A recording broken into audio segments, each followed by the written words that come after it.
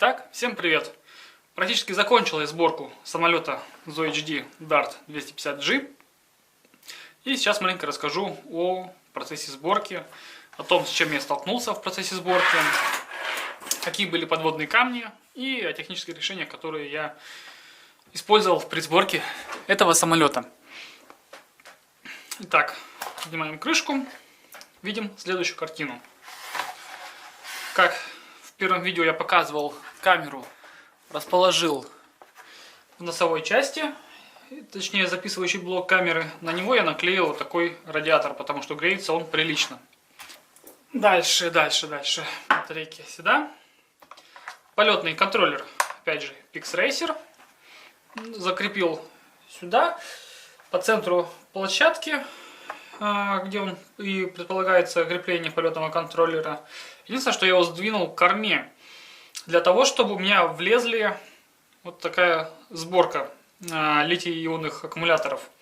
Потому что ставить нужно ее прямо впритык к полетному контроллеру, чтобы вес, чтобы баланс достигался. То есть вот с литий-ионками и с антенной клевером, допустим, Amway.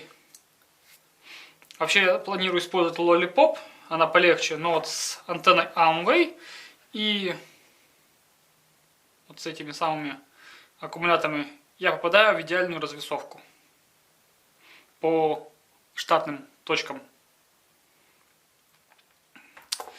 Вот, вес, конечно, больше 250 грамм. Так, метнулся кабанчиком я за весами. Так, что имеем?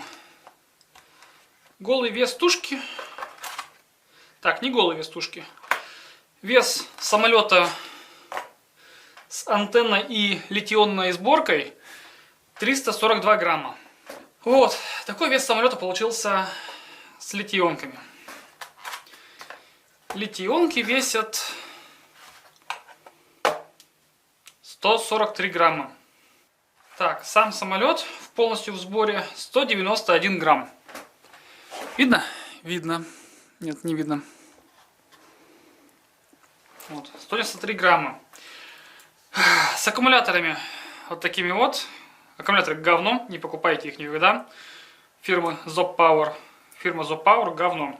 Помимо того, что емкость у них не соответствует 1300, она по факту в 2 раза меньше, так еще и банки просаживаются крайне неравномерно. Ну, короче, аккумы говно. Я открыл диспут на Banggood. Не знаю, что они ответят. Если не ответят, буду открывать диспут на палке, на PayPal. С этими аккумуляторами самолет, получается, весит чуть больше 250 грамм. 266 грамм. 266. На чем можно сократить? Ну, вот антенна тяжелая. Считай, антенна добавляет только 10 грамм, да? Да. Почти 10 грамм антенна весит. А на регуле можно выиграть. Может, на чем-то еще. Ну, короче, 250 никак не укладываюсь. Ну если полетник использовать F411 WSM, то вес тоже будет 250 грамм. Как раз без антенны 250 грамм. Ну или антенну какую-нибудь стрёмную использовать. Блин, крышка весит, что, 7 грамм, что ли? Офигеть, крышка 7 грамм весит, да. Крышка тоже тяжелая. Крепил на стоечки нейлоновые. Прямо их приклеил к пенопласту и дополнительно усилил еще пластиковыми напечатанными штучками. Сзади напечатал такую штучку, закрывашку, чтобы разместить видеопередатчик вертикально, потому что не хочу использовать переходники всякие разные. Вес добавляют, да и, мне кажется, качество сигнала ухудшают. Вот, напечатал, чтобы его стоя закрепить. На плюс еще тут модуль, который сам греется. Он будет маленько торчать, я думаю, его ветром будет обдувать. Там у меня валяется еще SD-шка и штатный регулятор. Штатный регулятор я использую по той причине, что в нем бег встроенный, 2-амперный. И я его использую для питания серв. В PixRacer разъем, который серворазъем, он изолирован от основного питания. То есть на него питание с PixRacer не подается, только земля общая. Таким образом я подаю 5 вольт с разъема для двигателя. И этот 5 вольт питания уходит на сервер. Сам PixRacer я питаю от такого небольшого источника питания. Вот от такого миниатюрного источника питания. Я с него сдул этот переменный резистор и впаял постоянный резистор, чтобы на выходе получить 5 вольт. Потому что переменнику я не доверяю. Ну и где-то тут у меня посерединке болтается. В термоусадку закрепленный. И питает всю электронику. PixRacer, OSD-шку, GPS-ку, компас, GPS-ки. Пожалуй, все. Камера питается напрямую от аккумулятора. Дополнительно я еще впаял Low ESR конденсатор к регулятору. Иначе у меня сильно помехи шли и ребуталась OSD-шка. То есть штатных конденсаторов керамики не хватает. Я впаивал Low ESR. Тут я просто заклею армированным скотчем, как многие другие сборщики ZOHD Dart 250 делают. GPS, как я говорил, миниатюрная M8Q. Хорошо ловит. В помещении 10-11 спутников находит. Прекрасно.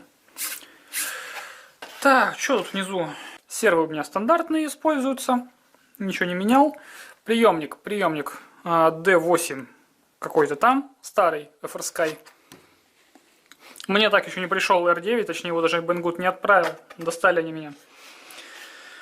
Вот, поэтому я старый приемник прикрепил, подключил. И думаю, первый полет у меня будет на нем. Что дополнительно пришлось приколхозить вот такой вот RC цепочку. Для того, чтобы выводить RSSI. Он у меня прошитый под PPM сам. И вот резистор к выходу RSSI и конденсатор. Потому что приемник FrSky выдает не постоянное напряжение RSSI, а шим. И PixRacer, конечно, этот шим не понимает, его нужно сгладить, чтобы подавать на аналоговый вход. Так, усы закрепил. Один горизонтально, другой вертикально в трубочку. Ну, пожалуй, все по сборке, по нюансам. Нюанс еще один. Самолет-то у меня первый. Я привык, что на квадрокоптере нужно крепить винты надписями вверх. Но я также закрепил надписями вверх. Проверяю тягу, а тяги-то вообще нету. Я на полный газ делаю, а он у меня не поднимается. Хотя вроде как там другие обзорщики пишут, что там на 0,5% газа у него уже тяга 1 к 1. То есть он свечкой должен вверх уходить, а у меня нифига. Полез на RC Groups, не стал уж такие тупые вопросы задавать, какой стороной пропеллер крепить. Вот, на RC Groups полез, и там как раз была фотография, как пропеллер закреплен, и он закреплен, получается, задом наперед. То есть надписи смотрят сюда, а тут уже без надписей.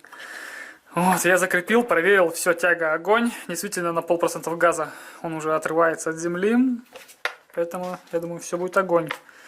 Ну и разъемчики XT30 для экономии веса. Вот, дальше буду показывать настройку PixRacer, что я проделал, мои мучения. Изначально я хотел все уместить в одно видео, но однако видео вышло очень длинным, поэтому я решил настройку PixRacer вынести в отдельное видео. Если у вас есть какие-то вопросы по настройке PixRacer, можете написать это в комментариях. По возможности я попробую на них ответить в следующем видео. Спасибо за внимание, надеюсь, видео было вам полезным.